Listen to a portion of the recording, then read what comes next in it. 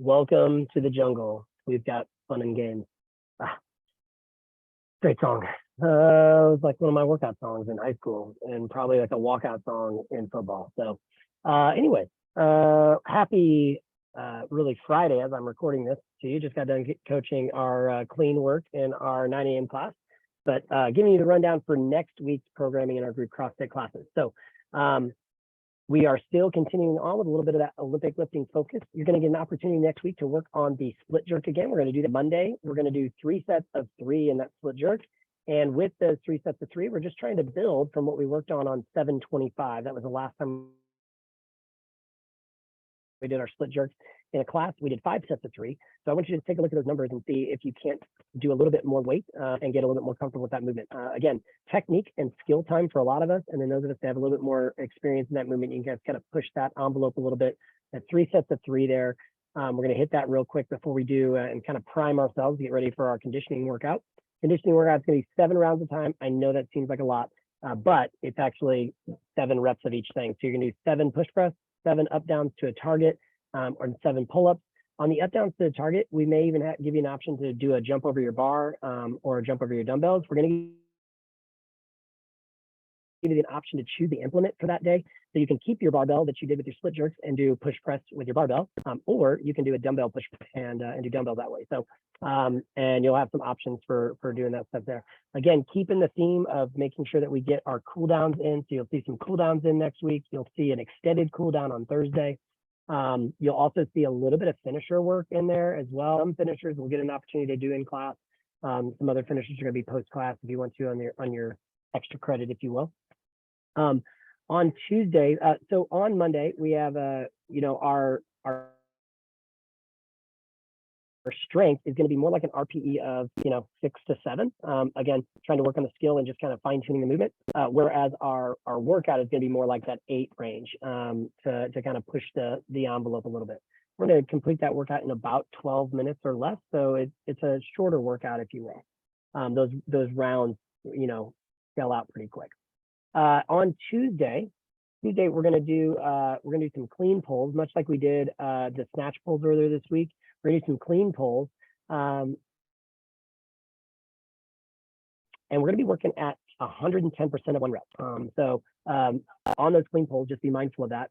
We are going to do those clean pulls at a heavier weight than what you did in your 1 rep max clean and jerk. That's intentional there. And then we're going to keep that barbell out because we're going to do an AMRAP where we're doing what I call like a strength biased AMRAP. So we're going to do power cleans or squat cleans if you did squat cleans in your 1 rep max, but you're going to be working at 80% of your 1 rep max. Now, a lot of you would have done the 80% on Friday last week when we did our clean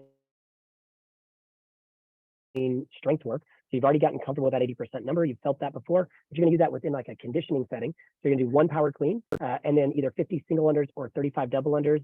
And you're going to do that for a 5-minute wrap. We're going to take about a 90-second break and we're going to repeat that AMRAP. So you're going to get the heavier weight of your clean and jerk into more of a conditioning piece there.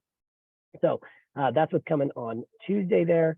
And then on Wednesday, we are going to work on a skill that we haven't worked on in quite a while, but we're going to work on the rope climb. Actually, I think our legends are the last people that I saw working on these rope climbs. So, but it's been a while since we've done some rope climb work. We're going to do some skill development on the rope climb. And don't be afraid of the rope climb. We have 2 different scales and modifications to do for you there, but it gives you an opportunity to learn that movement, develop your pulling strength. Pulling your body weight up is important there. So we're going to do a little skill work there, and then we're going to use some of that skill work if it works for you in the conditioning workout. Now, I will tell you, this is kind of like our workout of the week. This is kind of the main event. So it's going to be the largest amount of work that we do on Wednesday this week. Now, we've adjusted our volume accordingly to kind of fit the needs that we have for the rest of the week because of it. So you're going to do, we call this Kilimanjaro, okay? So you're going to be climbing a lot, it seems like. 120 dumbbell goblet alternating lunges. So you're doing that with a single dumbbell. You're holding it at your chest. That's what that goblet position means. 60 each leg, okay? And then 40 single dumbbell burpee box step over. Sorry, that's a lot of language to come out of my mouth there. But you're going to hang on to that dumbbell for burpees and for step overs. And then you're going to do either 40 knees to elbow, 25 rope climbs. Now, here's the deal. That's the total amount of reps that you have. You have to do this for time, but you get to break up the reps scheme in however you want to. So like if I did it in 5 rounds, I could break up all of my reps into 5, somewhat even rounds, right? Or if I did it in 10 rounds, I could break it up there. However you want to break it up, you can partition the reps however you do. And what I encourage is to partition the reps into sets and reps that don't necessarily not challenge you, but keep your fatigue level down throughout. This is what we call a grind day. So it is going to challenge your mental fitness a little bit. It is going to challenge your emotional level a little bit of trying to grind through something.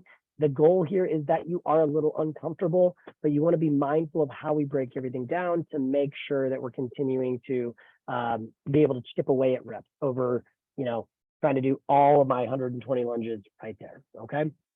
So we've got that on Wednesday. Obviously, there'll be a nice little cool down on Wednesday to finish you up. On Thursday is kind of our active recovery, a little bit of a deload day.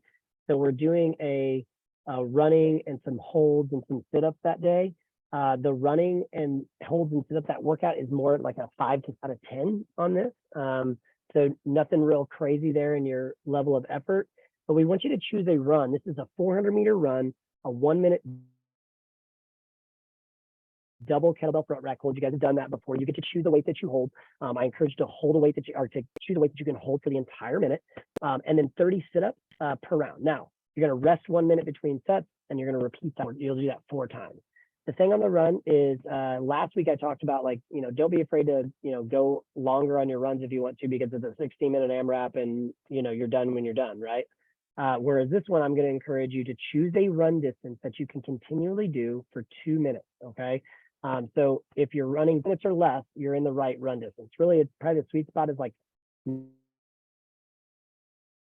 90 seconds to 2 minutes. But if you're running for 2 minutes on that 400 the first round, but then you're 230 on the second round, and then you're 3 minutes on the third round, and then you're 3.5 minutes on the fourth round, entirely changes the dynamic of the workout and the workload that you're putting on yourself. So I encourage you to choose a distance you can consistently do at 2 minutes or less.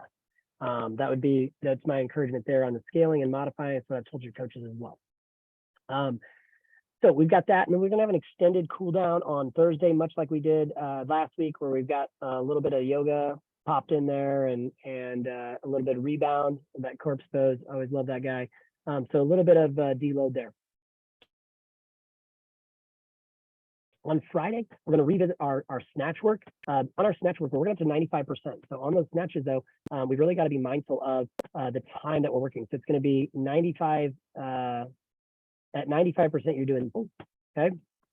So we're going to work every 3 minutes, not every 2 minutes. I want to encourage you, this takes a little bit more time. And it seems like it's like, oh man, I'm resting too long. But you've got to allow your nervous system to recover enough to elicit the same power output the next rep. So that's why we rest a little longer when we do that. We'll also be doing some snatch pulls on that day. And that, again, be at like 110%. So you basically just transition over to your snatch pulls, put more weight on your bar, and roll with your snatch pulls. And then we do have a finisher that day that we'll do, but it's kind of like a mashup of a finisher and cool down. So you've got some mobility stuff in there, but it's movement with mobility. It's more of a dynamic cool down there on Friday. On Saturday, we've got our partner work in. We've got a 20-minute AMRAP on this partner workout. On the partner workout, you're going to have some cal row. You're going to have toes to bar, and you're going to have bar muscle up. Now, one thing I've encouraged the coaches on is the bar muscle up is kind of the advanced gymnastic skill. I want to challenge you guys that if you're not doing a bar muscle up, the next step down is a chest to bar pull up. The next step down after that is a regular pull up, and then it goes to a jumping chest to bar pull up, then a jumping pull up. And I want everybody to try to be getting a vertical pull of some sort, unless you have an injury or issue. If you have an injury or issue, then obviously, we might go to ring rows, we might go to standing pull up or something. But I want that dynamic pull up option in there. So I encourage you to try to use a progression that challenges you there, challenges you with the mindset of like that bar muscle up. For those of us that are doing the bar muscle up, we're not doing like 20 unbroken bar muscle ups or even 10 unbroken bar muscle ups. Probably we're doing more like 1s and 2s and 3s and 5s. So just be mindful of that. Choose a progression that challenges you in that way, even if you're not doing them unbroken, because we're not really doing that unbroken in the bar muscle up either. So that's my only note on Saturday. Hope you guys have a great rest of your weekend. I hope that if you have any questions, please reach out. Don't hesitate to holler at us. You can shoot me an email back after you get this, or you can always reach out and to our info account, and Coach Millie can get a hold of me as well if you have questions. We are in week 6 of our Olympic lifting focus. We only have really 2 weeks to go, and there'll be some new tests of 1 rep maxes. I'm really excited to see how people do improving on their 1 rep maxes after working on a lot of this skill. We made that connection this week talking about the clean pulls and the snatch pulls. Doing some of that skill development piece really carries over into our mace. So I'm excited for that. Talk to you guys soon. See you in the gym.